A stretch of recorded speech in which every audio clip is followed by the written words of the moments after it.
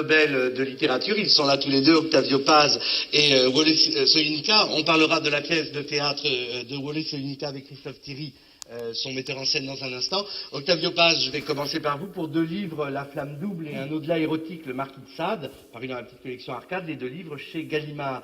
Alors, bon, vous êtes universellement connu, le Nobel y a été évidemment pour quelque chose, et on sait de vous que vous êtes un écrivain, un poète. Quelquefois, on sait moins que vous êtes aussi un théoricien, et qu'il y a toute une part de votre travail qui est de l'ordre de la critique littéraire. Et avec ce livre, La Flamme double, on a le sentiment que vous chargez la critique littéraire d'une portée finalement anthropologique, dans la mesure où, à partir des conceptions de l'amour, vous essayez et ça c'est un des thèmes, je crois, qui vous est cher, d'activer la confrontation entre la tradition et la culture occidentale et puis les autres cultures. Oui.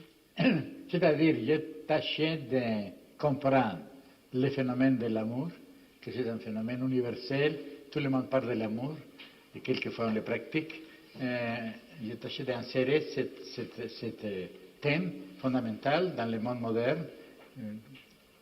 Quelle est la place de l'amour dans la société du XXe siècle, à la fin du siècle? Et naturellement, j'ai été obligé à me remonter, à voir un peu la préhistoire de l'amour dans notre civilisation, en même temps de prendre en considération les idées sur l'amour qui ont eu des autres civilisations. Par exemple, le monde arabe, qui a influencé profondément l'Occident au Moyen-Âge, et aussi des choses qui n'ont pas eu d'influence en Occident, mais qui sont comme des images parallèles, en même temps un peu contradictoires dans l'idée de l'amour, comme en la Chine et au Japon, par exemple. En même temps, ça a été un peu un travail personnel, parce que je suis surtout, je voudrais être, je ne sais pas si je le suis, un poète. Et j'ai commencé en écrivant des poèmes d'amour. J'écris des poèmes d'amour, des poèmes érotiques. C'est une chose un peu différente. L'amour et l'érotisme habitent dans des contrées voisines, mais ne sont pas la même chose. Alors j'ai tâché d'expliciter ma poésie à travers ce livre. Alors c'est un livre de théorie, si vous voulez, mais surtout c'est un livre d'expérience. Une sorte d'autobiographie littéraire par le biais de l'amour. D'autobiographie littéraire et d'autobiographie existentielle, je peux dire.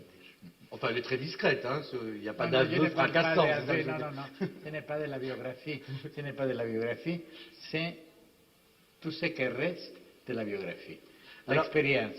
La flamme double, ce serait, si j'ai bien compris cette image, sur le terreau, plutôt sur le feu, pour garder sur le feu de la sexualité, finalement, ces deux flammes que sont l'érotisme et l'amour, puisque vous dites à la fois, évidemment, qu'ils entretiennent des relations intimes, c'est le cas de le dire, mais qu'en même temps, si on veut regarder bien les traditions, notamment littéraires, sur l'amour, il faut soigneusement séparer l'un et l'autre parce qu'ils ne se confondent pas. Je dirais même pas seulement littéraire, mais les traditions tout court, parce que notre idée de l'amour est tout à fait influencée par l'idée que les littérateurs, surtout les poètes, s'en fait de l'amour dans le passé. Oui, je vois qu'il y a 3 domaines. Le domaine de la sexualité, qui est le plus universel, qui est biologique, il est animal, mais pas seulement animal, dans le monde végétal aussi. Alors ça, c'est le monde de la matière vivante. Et une partie de la matière vivante est sexualisée. On trouve la reproduction à travers l'union sexuelle. Après, il y a un domaine beaucoup plus réduit, c'est le domaine de l'érotisme. Je trouve que c'est un domaine universel. Et ça, c'est comme les hommes, avec son imagination, mais depuis les primitifs jusqu'à notre époque, ont changé la sexualité animale, l'ont changé, par exemple, en rite, en habitude, en perversion quelquefois, en cérémonie, etc. Alors, c'est le domaine de l'invention, de l'histoire, de la culture. Et finalement, il y a un phénomène encore plus réduit, comme dans certaines sociétés, cette idée de l'attraction involontaire entre un homme et une femme, en général, peut être aussi homosexuel, l'attraction physique. Cette attraction physique s'échange aussi de façon mystérieuse et l'objet de mon désir devient aussi un sujet. Je le choisis, je le demande exclusivité et réciprocité.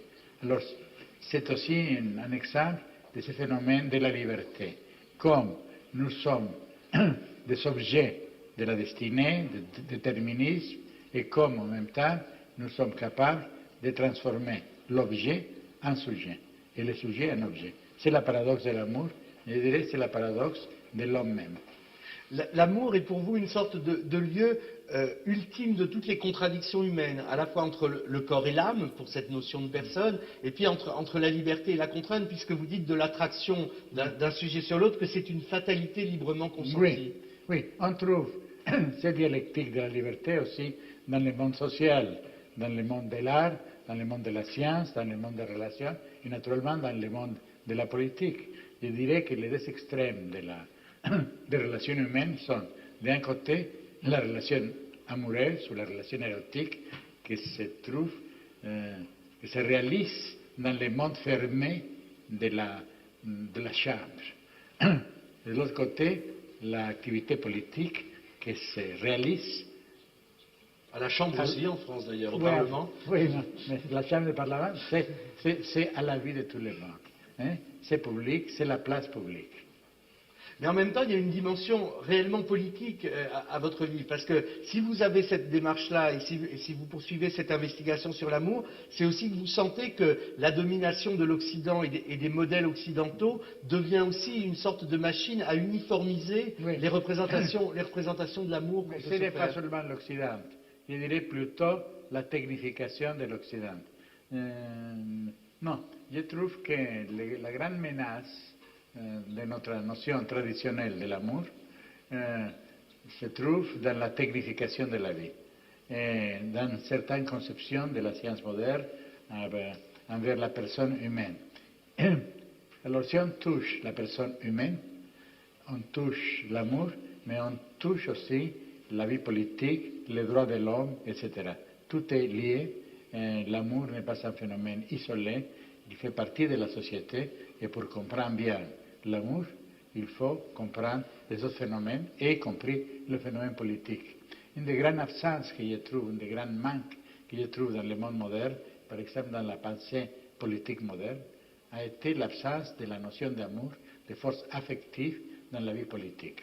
On le trouve dans tous les théoriciens modernes, tous nos apôtres en parlaient beaucoup de liberté, de justice, d'égalité, mais ils ont oublié en général l'influence, comme disait Madame de Staël, des passions dans l'histoire des hommes.